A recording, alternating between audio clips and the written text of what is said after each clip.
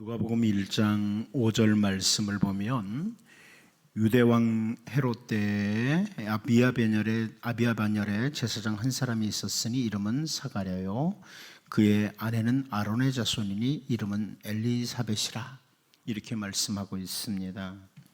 그 아비야 반열의 제사장 가운데 사가랴라고 하는 사람과 그의 아내 엘리사벳에게 나이가 많이 되도록 자녀가 없다가 사가랴가 주의 성전에 들어가서 분향하는 시간에 주의 사자가 나타났습니다. 그리고 주의 사자가 아들을 낳을 것인데 그 이름을 요한이라고 하라고 이렇게 말씀을 해 줍니다.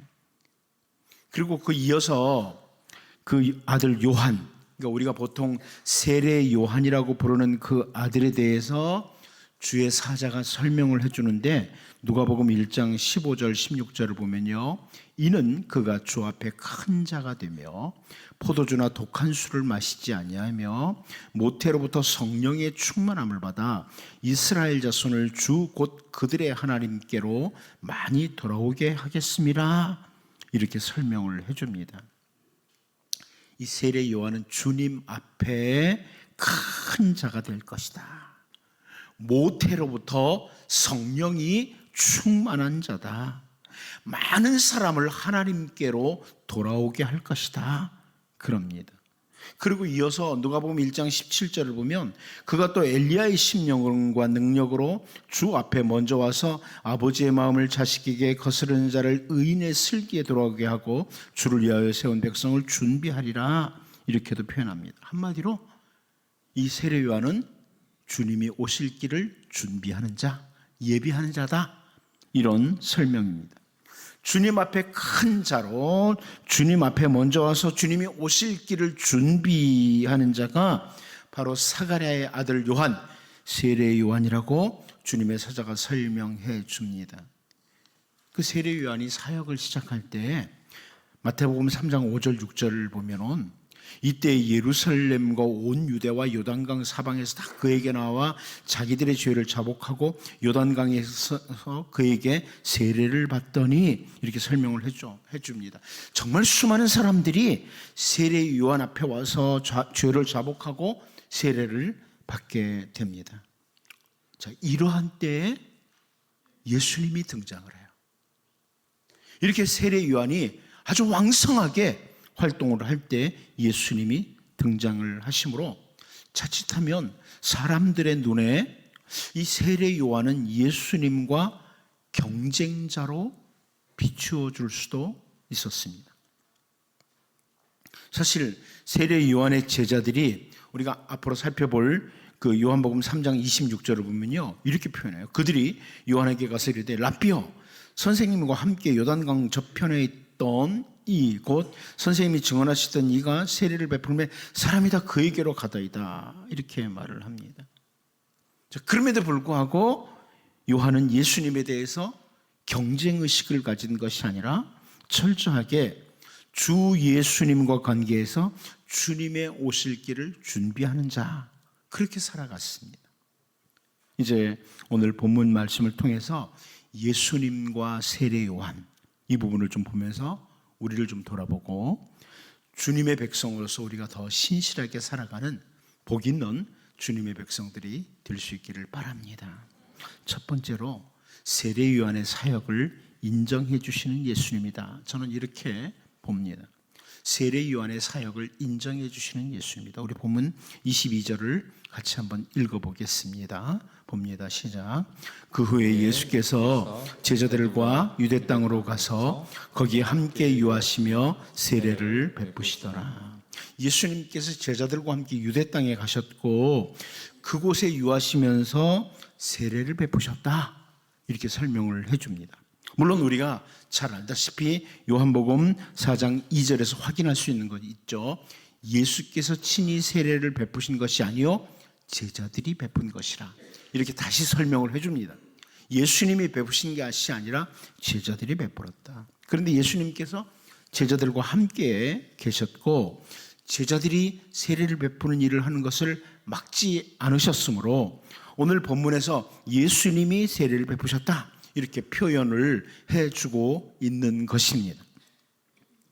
자, 이때 예수님 그리고 제자들이 베푸는 세례는 오늘 우리들도 세례를 받잖아요. 우리들이 받는 세례와 다릅니다. 또 오히려 세례 요한이 베푸는 세례와 같은 세례다, 이렇게 신약 학자들은 대부분 그렇게 설명을 합니다. 어두움으로 가득 찬 시대에 온통 죄 가운데 살면서 참된 삶의 길을 놓쳐버린 시대에 세례 요한은 주님의 길을 준비하면서 회개의 세례를 베풀었는데, 예수님께서 제자들과 함께 세례 요한과 같은 일을 행하심으로 세례 요한의 사역을 인정해 주시는 것이다, 이렇게 보는 거죠. 우리가 또 한 가지 알고 있는 사실이 있습니다. 마태복음 3장 1절 2절을 보면, 그때 세례 요한이 이르러 유대 광야에서 전파하여 말하되 회개하라, 천국이 가까이 왔느니라 하였으니, 이렇게 설명을 해줍니다. 세례 요한이 어두운 세대를 향해서 선포의 내용이 회개하라, 천국이 가까웠느니라, 이것이었습니다. 그런데 마태복음 4장 17절을 보면 이때부터 예수께서 비로소 전파하여 이르시되 회개하라, 천국이 가까이 왔느니라 하시더라, 이렇게 다시 설명을 해줍니다. 예수님께서도 선포하기 시작한 내용이 회개하라, 천국이 가까웠느니라, 이 세례 요한과 같은 메시지를 전하고 있습니다. 저는 성경을 읽으면서 개인적으로 이 세례 요한이라는 사람에 대해서 종종 참 측은하다, 이런 생각을 많이 가지곤 했습니다. 예수님보다 먼저 이 땅에 와서 정말 경건한 삶을 추구했던 사람입니다. 그런데 예수님과 함께 동역했다는 기록이 없어요. 마가복음 6장 20절을 보면 헤롯이 요한을 의롭고 거룩한 사람으로 알고 두려워하여 보호하며 또 그의 말을 들을 때 크게 번민을 하면서도 달갑게 들으미러라, 이렇게 설명을 해줍니다. 정말 대단히 경건한 사람이죠. 당시 악한 헤롯이 요한을 거룩한 사람으로 알고 보호하려고 해요. 그 요한이 전파하는 메시지를 들으면서 번민을 해요. 아주 달게 듣기도 하고. 이렇게 경건한 세례 요한이었지만 그 올바른 메시지를 전한 그 결과로 젊은 나이에 죽음을 맞이합니다. 우리가 요한복음을 계속 살펴보고 있습니다만 세례 요한을 따르던 제자들까지 세례 요한의 증언을 듣고 예수님께로 가기도 했습니다. 세례 요한을 따르던 제자들도 예수님께로 갔어요. 어찌 보면 참 측은하다, 이런 생각이 저는 가끔 들거든요.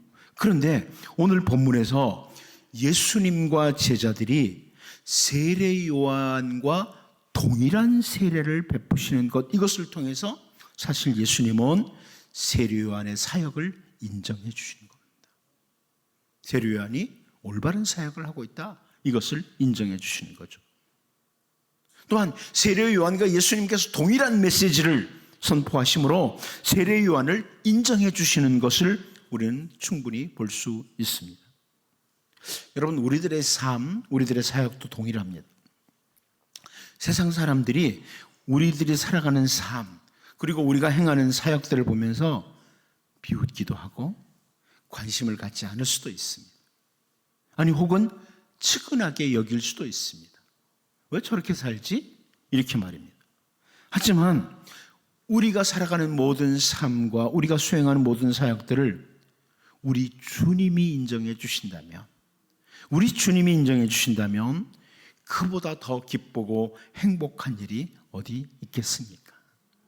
여러분, 우리가 살아가는 삶을 사람들은, 세상 사람들은 인정 안 해줘도 우리 주님께서 정말 잘 살고 있어, 너 수고하고 있어, 이렇게 인정해 주신다면 이보다 행복한 일이 어디 있냐는 것. 바울 사도가 예수님을 만난 후에 살았던 삶이 있습니다. 그리고 수행했던 사역이 있습니다. 이 바울 사도의 삶과 사역에 대해서 당시 총독이었던 베스도가 표현했던 그 표현이 아마 세상 사람들의 보통 생각일 겁니다. 사도행전 26장 24절 보면 바울이 이같이 변명하매 베스도가 크게 소리내어 이르되 바울아 네가 미쳤도다. 네 많은 학문이 너를 미치게 한다 하니 이렇게 표현을 했습니다. 주님 안에서 살아갔던 바울의 삶 그리고 바울의 사역을 도무지 이해할 수 없었던 당시 총독 베스도는 한마디로 말하면 바울을 바라보고 미친놈이라고 하는 거예요.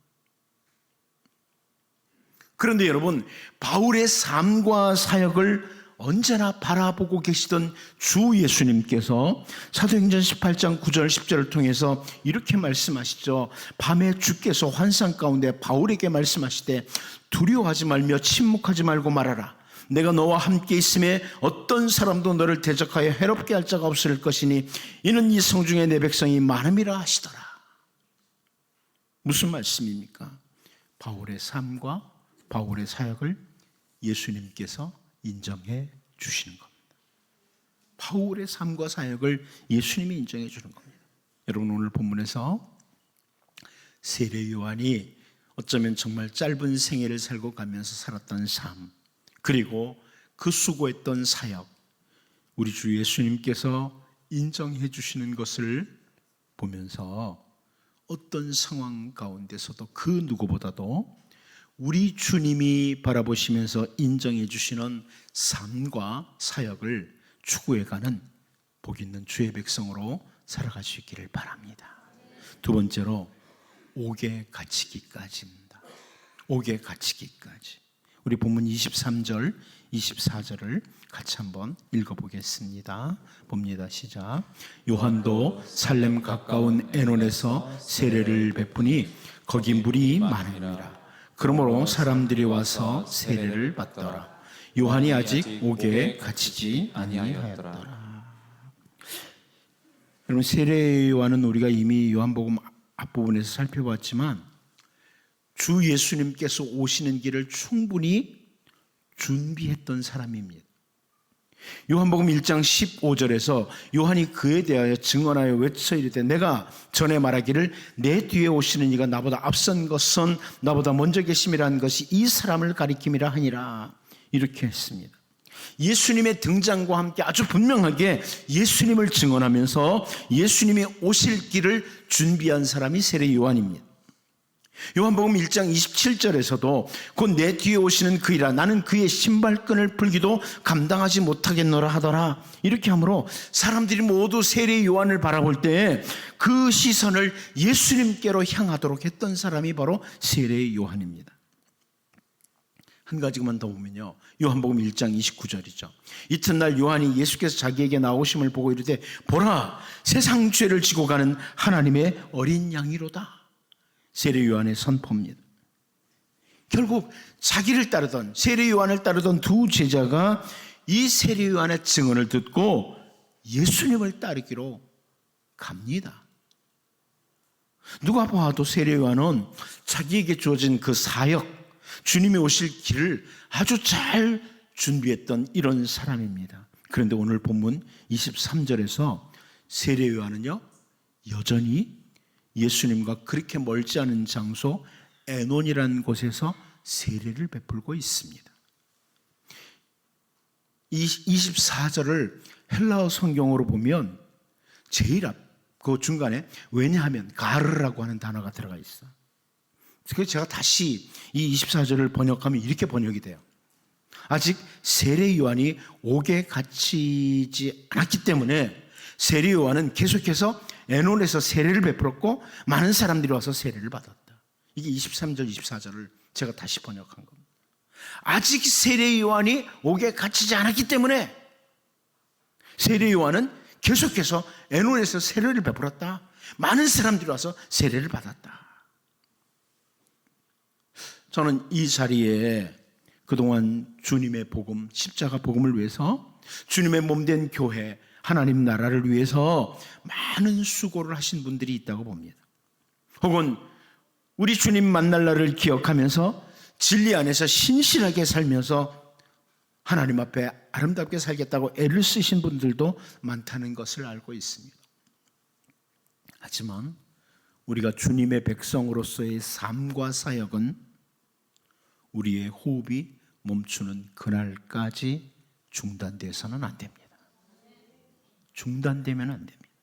사도 베드로가 베드로후서 1장 13절 14절에서 내가 이 장막에 있을 동안에 너희를 일깨워 생각나게 함이 옳은 줄로 여기노니 이는 우리 주 예수 그리스도께서 내게 지시하신 것 같이 나도 나의 장막을 벗어날 것이 임박한 줄을 알미라, 이렇게 고백을 합니다. 마지막 호흡이 끝나는 그날까지 맡겨진 양무리를 먹이고 양육하는 그것, 주님이 베드로 자기에게 맡기신 삶이고 사역이라, 이 베드로의 표현입니다. 장막을 떠나는 그날까지. 세례 요한은 그렇게 길지 않은 생애를 살았지만 정말 올바로 살기 위해서 애를 썼던 그런 사람입니다. 그리고 하나님이 주신 그 사명을 위해서 어두운 시대에 정말 수고를 많이 한 사람입니다. 그런데 옥에 갇히기까지, 더 이상 사역을 할 수 없을 때까지 끝까지 최선을 다한 사람이 바로 세례 요한이다. 이것을 본문에서 확인할 수 있는 겁니다. 여러분, 옥에 갇히기까지 여전히 에논이라는 곳에서 세례를 베풀고 있는 세례 요한의 모습을 우리가 본문에서 보면서 우리들도 주님의 신실한 백성으로서 우리의 삶과 사역, 우리의 호흡이 닿는 날까지 최선을 다할 수 있는 이런 성령님의 도우심과 은혜가 임하기를 바랍니다. 마지막 한 가지 더 보겠습니다. 예수님이 베푸시는 세례의 그림자다. 예수님이 베푸시는 세례의 그림자다, 이렇게 설명할 수 있습니다. 우리 22절, 23절을 다시 한번 같이 읽어보겠습니다. 봅니다. 시작. 그 후에 예수께서 제자들과 유대 땅으로 가서 거기 함께 유하시며 세례를 베푸시더라. 요한도 살렘 가까운 에논에서 세례를 베푸니 거기 물이 많음이라. 그러므로 사람들이 와서 세례를 받더라.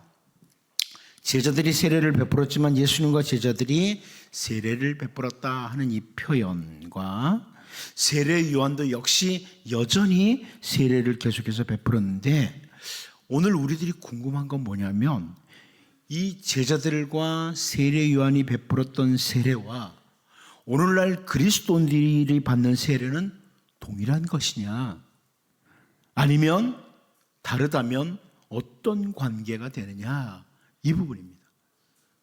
세례 요한이 세례를 베풀었고 제자들도 그 세례 요한과 같은 부류의 세례를 베풀었습니다. 오늘 우리들도 세례를 받습니다.